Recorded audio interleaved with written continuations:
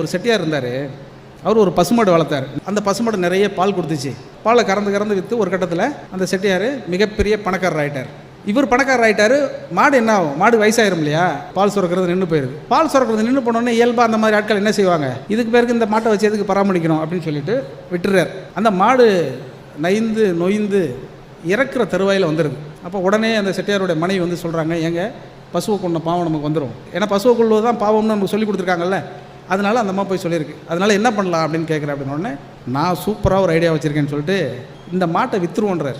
உடனே என்ன பண்ணுறாரு?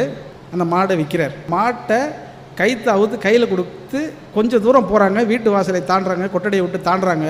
தாண்டினோடனே அந்த மாடு செத்து போயிடுது. இப்போ செட்டியார் பசுவை கொள்ளக்கூடிய பாவத்திலேருந்து தப்பிச்சிடுறாரு. வாங்கினவருக்கு அந்த பாவம் போயிடுச்சு. இப்போ ஒரு கட்டத்தில் கொஞ்ச நாள் வாழ்கிறாரு. செட்டியார் செத்து போயிடுறாரு. மேலே வானலோகத்துக்கு போகிறார். வானலோகத்துக்கு போனோடனே இப்போ அவருக்கு ஒரு லிஸ்ட் வச்சுருப்பாங்க.